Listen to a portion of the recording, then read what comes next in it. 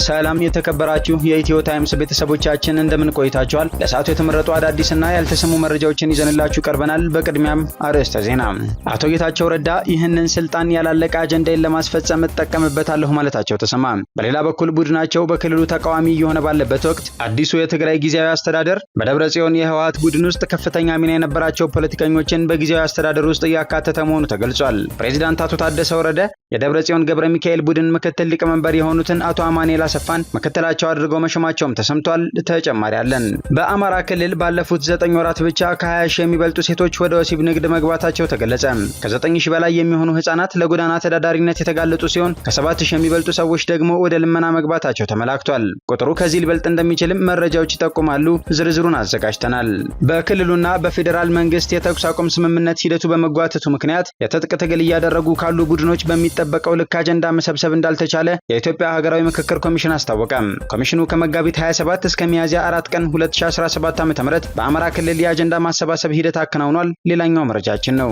በጎፋ ዞን በጣለ ከባድ ዝናብ በሁለት ቀበሌዎች ሰዎችን ያፈናቀለ እንዲሁም በከብትና በእንስሳት ላይ ከፍተኛ ጉዳት ያደረሰ የመሬት መንሸራተት ተከሰተ። የክረምትን መምጣት ተከትሎ ያሉ ስጋቶች ላይ አንዳንድ እንቅስቃሴዎች መጀመራቸውም ታውቋል። ተጨማሪ አዘጋጅተናል። ከተለያዩ የግድያ ሙከራዎች ሲያመልጡ የቆዩት አነጋጋሪው የቡርኪና ፋሶ መሪ ኢብራሂም ትራኦሬ ላይ የመፈንቅለ መንግስት ሙከራ ተደረገ። ከሙከራው ጀርባ የፈረንሳይ እጅ መኖሩ እየተነገረ ያለ ሲሆን በርካታ ወታደራዊ አባላትም እንደተሳተፉ ተጠቁሟል። ዝርዝር መረጃውን የምናስደምጣችሁ ይሆናል። ቱርክ በሁለት አንቶኖቭ አውሮፕላን 500 ሰራዊት ከበቂ መሳሪያ ጋር ወደ ሞቃዲሾ መላኳ ተሰማ። ይኸውም የሶማሊያ ጦር ላይ የመፈራረስ አደጋ የጣለውን የአልሸባብን እንቅስቃሴ ለመግታት ነው ተብሏል። ሙሉ ዘገባውን አጠናቅረናል። ውድ የኢትዮ ታይምስ ቤተሰቦቻችን እነዚህንና ሌሎችም ያልተደመጡ አዳዲስ መረጃዎችን ለማድመጥ እስከ መጨረሻው ድረስ ላይክ፣ ሼር እና ሰብስክራይብ በማድረግ አብራችሁን እንድትቆዩ እንጋብዛለን።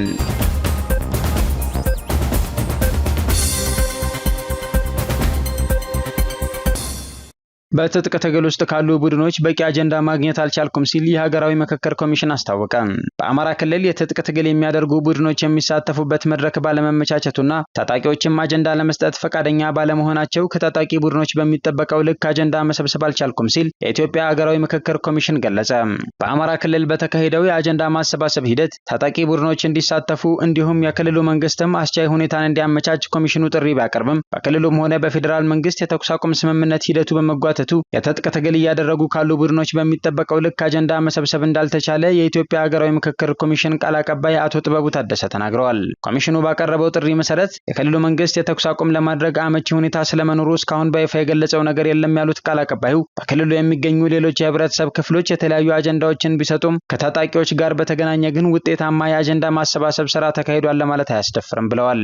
በክልሉ የነበረው የአጀንዳ ማሰባሰብ መድረክ ታጣቂ ቡድኖቹ በቀጥታ የሚሳተፉበት ሁኔታ ባለመፈጠሩና ራሳቸውም ፈቃደኛ ባለመሆናቸው ኮሚሽኑ አጀንዳ በሚቀበልባቸው በተለያዩ አማራጮች አጀንዳቸውን እንዲያቀርቡ ማድረጉን የኮሚሽኑ ቃል አቀባይ አቶ ጥጋቡ ተናግረዋል።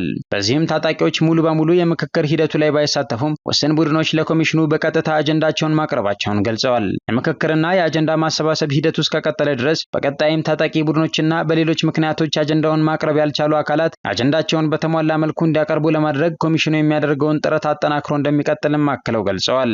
የኢትዮጵያ ሀገራዊ ምክክር ኮሚሽን ከመጋቢት 27 እስከ ሚያዝያ 4 ቀን 2017 ዓ.ም ድረስ በአማራ ክልል የአጀንዳ ማሰባሰብ ሂደቱን ማከናወኑ ይታወሳል። በክልሉ ባለው የጸጥታ ችግር ምክንያት ከ20 ሺህ የሚበልጡ ሴቶች በወሲብ ንግድ መሰማራታቸው ተገለጸ። በአማራ ክልል ባለፉት 9 ወራት ከ20 ሺህ የሚበልጡ ሴቶች ወደ ወሲብ ንግድ መግባታቸውን የክልሉ ሴቶች ህጻናትና ማህበራዊ ጉዳይ ቢሮ ገለጸ። በክልሉ ከጸጥታ ችግር ጋር ተያይዞ በተፈጠረ የኢኮኖሚ ችግር በወሲብ የሚተዳደሩና ወደ ጎዳና የወጡ ሰዎች ቁጥራቸው መጨመሩን የቢሮው የማህበራዊ ጥበቃ ማስተባበሪያና መከታተያ ዳይሬክተር አቶ በላይነህ ጸጋ ተናግረዋል። ባለፉት 9 ወራት ከ20 ሺህ የሚበልጡ ሴቶች ወደ ወሲብ ንግድ መግባታቸውንና ከ9 ሺህ በላይ ህጻናት ጎዳና ተዳዳሪ መሆናቸውን ከ7 ሺህ የሚበልጡ ሰዎች ደግሞ ወደ ልመና መግባታቸውን ዳይሬክተሩ ገልጸዋል። ቢሮው የጸጥታው ችግር ባልከፋባቸው ስፍራዎች ብቻ ይህንን ማረጋገጡን የገለጹት ዳይሬክተሩ በጸጥታው ችግር ምክንያት ግን በርካታ ወረዳዎች ላይ ጥናት አለመደረጉን አንስተዋል። ዳይሬክተሩ አክለውም በጸጥታው ችግር ምክንያት ማህበራዊ ችግር ውስጥ የገቡ ሰዎች ቁጥራቸው ከፍተኛ መሆኑን በማንሳት የኢኮኖሚ ችግርም አንዱ መሆኑን ገልጸዋል። የኢኮኖሚው ችግር እንዲመጣ ካደረጉ ምክንያቶች መካከል የጸጥታው ጉዳይ ዋነኛው መሆኑንም አመላክተዋል። ይህንን ችግር በዘላቂነት ለመፍታት ክልሉ ከአጋር ድርጅቶች ጋር ሴቶች ሴቶች እንዲሁም ወደ ጎዳና የወጡ ሰዎችን የስራ ዕድል የሚያገኙበት ሁኔታን ለመፍጠር እየተሰራ ይገኛል ብለዋል። በቀጣይ ሐምሌ ወር 2017 ዓ.ም ከዚህ ቀደም ባልተካተቱ ወረዳዎች ጥናቱን በማድረግ መረጃን የማጥራት ስራ እንደሚሰራም ተመላክቷል። በጎፋ ዞን በጣለ ከባድ ዝናብ በሁለት ቀበሌዎች የመሬት መንሸራተት ተከሰተ። ባሳለፍነው ሳምንት ሚያዝያ 8 ቀን በጎፋ ዞን በገዜ ጎፋ ወረዳ ጃውላ ጎሬ ቀበሌና ጃውላ ባላላ ቀበሌ የመሬት መንሸራተቱ ማጋጠሙን ሰምተናል። በዕለቱ በጣለው መጠኑ ከፍ ያለ ዝናብ ምክንያት በቀበሌዎቹ የተፈጠረው የመሬት መንሸራተት በንብረትና በእንስሳት ላይ ከፍተኛ ጉዳት ማድረሱ ተነግሯል። በመሬት መንሸራተት ክስተቱ የተፈናቀሉ ሰዎች ቢኖሩም በሰው ሕይወት ላይ የደረሰ አደጋ የለም ተብሏል። የክረምቱን መግባት ተከትሎ ሊከሰት የሚችለውን አደጋ ለመቀነስ የቅድመ ጥንቃቄ ስራዎች እየተሰሩ መሆኑ እየተገለጸ ነው። በዞኑ ደጋማ አካባቢዎች የመሬት መንሸራተትና የመሬት ናዳ አደጋ ስጋት ያለባቸው መሆኑ ከዚህ ቀደም የተዘገበ መሆኑ ይታወሳል። የመሬት መንሸራተት ስጋት ላይ ያሉ አጠቃላይ ቀበሌዎችና ወረዳዎች በአረንጓዴና በቢጫ መለያ በመስጠት እየተለዩ እንደሚገኝ ከዞኑ አደጋ ስጋት አመራር ጽሕፈት ቤት ኃላፊ ለማወቅ ተችሏል። ኢትዮጵያ በአፋጣኝ የራሷን የንግድ ስርዓት ፖሊሲ በማሻሻል አሜሪካ ካወጣችው ዓለም አቀፍ ፖሊሲ ጋር እንዲጣጣም ማድረግ እንደሚገባ ተጠቆመ።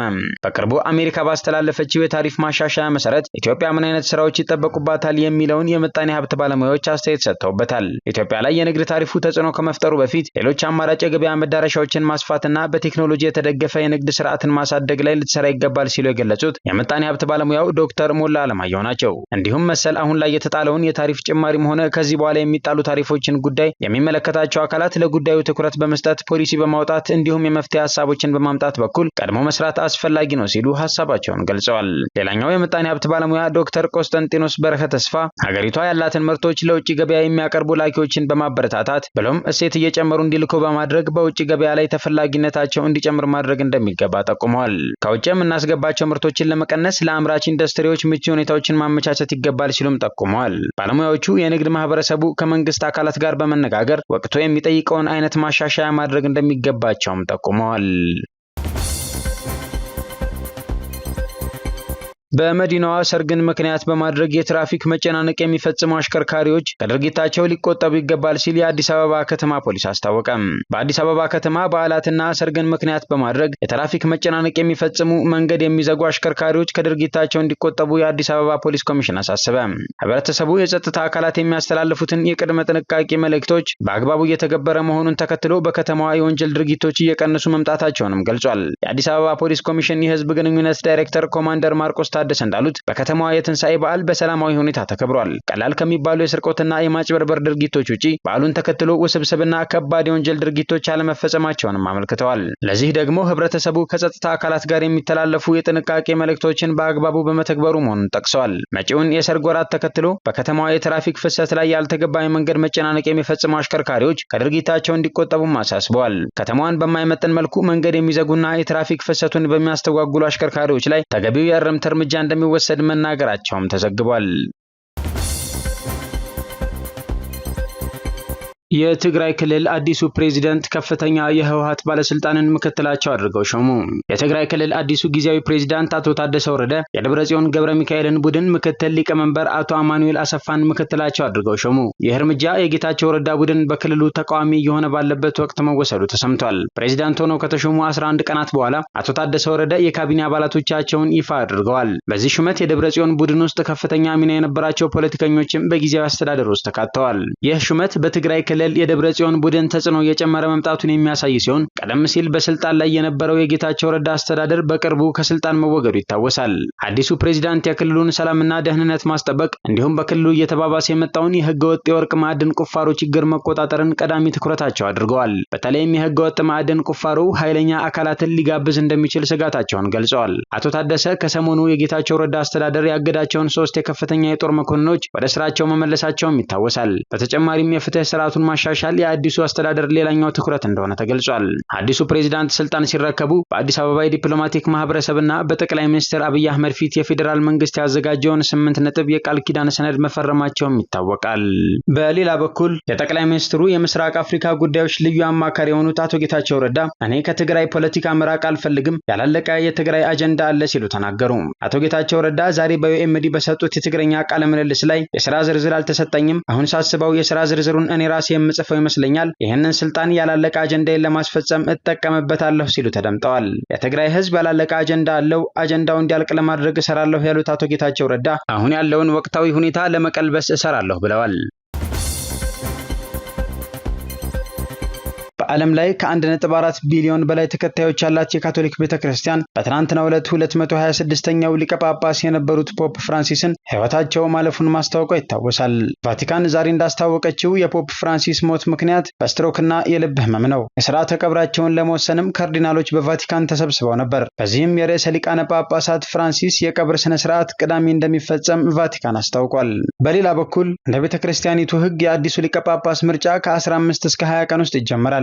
አዲስ ጳጳስ እስኪመረጥ ድረስ ቤተክርስቲያኒቱ በካርዲናሎች ቡድን የምትመራ ሲሆን ቀጣዩን ሊቀ ጳጳስም የሚመርጠው ይህ የካርዲናሎች ቡድን ነው። የካቶሊካዊት ቤተክርስቲያን 252 ካርዲናሎች ያሏት ሲሆን እንደ ቫቲካን ከሆነ በሊቀ ጳጳስ ምርጫው ላይ ድምጽ መስጠት የሚችሉት 138ቱ ካርዲናሎች ብቻ ናቸው። ከ1975 ዓ.ም ጀምሮ በሊቀ ጳጳስ ምርጫው ላይ ድምጽ መስጠት የሚችሉት እድሜያቸው ከ80 ዓመት በታች የሆኑ ካርዲናሎች ብቻ እንዲሆኑ ተደርጓል። ካርዲናሎቹ በእነዚህ ጊዜያት ከውጭው ዓለም ጋር መገናኘት የማይችሉ ሲሆን የምርጫው ሂደትም በጣም ሚስጥራዊ ነው። ካርዲናሎቹ አዲስ ሊቀ ጳጳስ እስኪመርጡ ድረስ ይቆያሉ። ረጅም የቆይታ ጊዜ በ13ኛው ክፍለ ዘመን ሊቀ ጳጳስ ለመምረጥ 3 ዓመት የቆዩበት ነው። በ2013 ዓ.ም ፖፕ ፍራንሲስ ሲመረጡ ቆይታው ከአንድ ቀን ብዙም ያልተሻገረ ነበር። በቡርኪና ፋሶ መሪ ኢብራሂም ትራውሬ ላይ ያነጣጠረ ግድያ ከሸፈ። የመፈንቅለ መንግስት ሙከራው በርካታ ወታደራዊ አባላትን ያሳተፈ እንደነበር የሀገሪቱ የደህንነት ሚኒስትር መሐመዱ ሳና አስታውቀዋል። የሀገሪቱ የደህንነት አገልግሎት ተቋማት የሴራው አካል በሆኑ የቡርኪናቢ ወታደሮችና የታጣቂ ቡድን መሪዎች መካከል የነበረውን ግንኙነት በመጥለፍ የሚገኙበትን ቦታና የወታደራዊ እንቅስቃሴዎችን ዝርዝር ሁኔታ እንዳገኙ ሚኒስትሩ ጨምረው ገልጸዋል። በቡርኪና ፋሶ ፕሬዝዳንት ላይ የተሴረው መፈንቅለ መንግስት በመጀመሪያ ሚያዝያ 8 ቀን ለማካሄድ ታቅዶ እንደነበር ሚኒስትሩ ተናግረዋል። ከዚህ ጋር በተያያዘ የውጭ ዜጎችን ጨምሮ 9 ሰዎች በቁጥጥር ስር ውለዋል። ከዚህ ጀርባ የፈረንሳይ እጅ እንዳለበት እየተጠቆመ ይገኛል። የአሜሪካ የውጭ ጉዳይ ሚኒስትር ማርኮ ሩቢዮ ለመጀመሪያ ጊዜ ወደ ምስራቅ አፍሪካ ሊመጡ ነው። ማርኮ ሩቢዮ በምስራቅ አፍሪካ በኬንያ እና በኢትዮጵያ ቆይታ እንደሚያደርጉ የታወቀ ሲሆን በቀጠናዊ ጉዳዮች ላይ ከሁለቱ ሀገራት መሪዎች ጋር ውይይት እንደሚያደርጉ ይጠበቃል። ወደ ሞቃዲሾ እየገሰገሰ የነበረውን የአልሸባብ እንቅስቃሴ ለመግታት የቱርክ መከላከያ ሰራዊትን የያዙ 2 የጦር አውሮፕላኖች ሶማሊያ ሞቃዲሾ አርፈዋል። በዚህም በመጀመሪያ 500 የቱርክ ኮማንዶ ከስፍራው ደርሰዋል። ባለፉት ቀናት ውስጥ አልሸባብ በሶማሊያ ጦር ላይ ከፍተኛ የማጥቃት ዘመቻ መጀመሩን ተከትሎ የሶማሊያ ጦር የመፈራረስ አደጋ ውስጥ መግባቱን የተመለከተችው ቱርክ በ2 አንቶኖቭ አውሮፕላን 500 ሰራዊት ከበቂ መሳሪያ ጋር ወደ ሞቃዲሾ ልካለች። ብሪክስ የአሜሪካን ዶላር የሚተካ የክፍያ ስርዓት ለመጀመር በዝግጅት ላይ መሆናቸው ተነገረ። የብሪክስ አባል ሀገራት በዓለም አቀፍ ንግድ ላይ የአሜሪካን ዶላር የበላይነትን ለመገዳደር አዲስ የክፍያ ስርዓት ለመጀመር በዝግጅት ላይ መሆናቸውን በቅርቡ ይፋ አድርገዋል። የሩሲያ የውጭ ጉዳይ ሚኒስቴር ሰርጌይ ላቭሮቭ እንደተናገሩት ይህ አዲስ የክፍያ ዘዴ ከባህላዊው ስርዓት ፈጽሞ የተለየ ሲሆን በዓለም አቀፍ የፋይናንስ ገበያዎች ላይ ከፍተኛ ለውጥን ሊያመጣ ይችላል። በተለይም የአሜሪካ ዶላር በዓለም አቀፍ የንግድ ልውውጦች ውስጥ ምንም አይነት ሚና እንደማይኖረውና አብዛኛዎቹ የንግድ ስምምነቶች በአባል ሀገራቱ የገንዘብ ምንዛሪ እንደሚፈጸሙ ይጠበቃል። ሚኒስትሩ አክለውም ይህ አዲስ የክፍያ ስርዓት ከብሪክስ አባል ሀገራት ውጭ ላሉ ሀገራትም ክፍት እንደሚሆን አረጋግጠዋል። ይህም ማለት ማንኛውም ሀገር የአሜሪካን ዶላር ሳይጠቀም የንግድ ልውውጦችን ማከናወን ይችላል ማለት ነው። በተጨማሪም ይህ አዲስ የክፍያ ስርዓት በአሜሪካና በአውሮፓ ቁጥጥር ስር ባለው የስዊፍት የክፍያ ስርዓት ላይ እንደማይመሰረትና ይልቁንም ከውጭ ተጽዕኖ ነፃ የሆነ የራሳቸውን የክፍያ መድረክ ለመፍጠር እየሰሩ መሆኑን ገልጸዋል። በሐማስና በእስራኤል መካከል አዲስ የተኩስ አቁም ድርድር ሊደረግ ነው። በሐማስና በእስራኤል መካከል አዲስ የተኩስ አቁም ድርድር ሊደረግ መሆኑን ምንጮች ገለጹ። ለጉዳዩ ቅርብ የሆኑ ፍልስጤማዊ ባለስልጣን እንዳሉት የኳታርና የግብጽ አደራዳሪዎች አዲስ የተኩስ አቁም ድርድር እያረቀቁ ነው። የተኩስ አቁሙ ከ5 እስከ 7 ዓመታት የሚዘልቅ እንደሚሆን ምንጩ ገልጸዋል። ሁሉም እስራኤላውያን ታጋቾች ተለቀው በምላሹ በእስራኤል እስር ቤቶች የሚገኙ ፍልስጤማውያን ይለቀቃሉ። ጦርነቱ በይፋ ቆመው የእስራኤል ወታደሮች ሙሉ በሙሉ ከጋዛ እንዲወጡም ይደረጋል። በጉዳዩ ላይ ምክክር ለማድረግ የሐማስ ልዑካን ወደ ካይሮ እንደሚሄዱ ተገልጿል። ከዚህ ቀደም የተደረሰው የተኩስ አቁም ስምምነት ከ1 ወር በፊት መፍረሱ ይታወቃል። ስምምነቱ ለመፍረሱ ሁለቱ ወገኖች አንዳቸው ሌላውን ሲከሱ እስራኤል ጋዛ ላይ ጥቃት መፈጸሟን ቀጥላለች። ነገር ግን አዲስ ድርድር ሊደረግ ስለመሆኑ እስካሁን ከእስራኤል በኩል የተባለ ምንም ነገር የለም።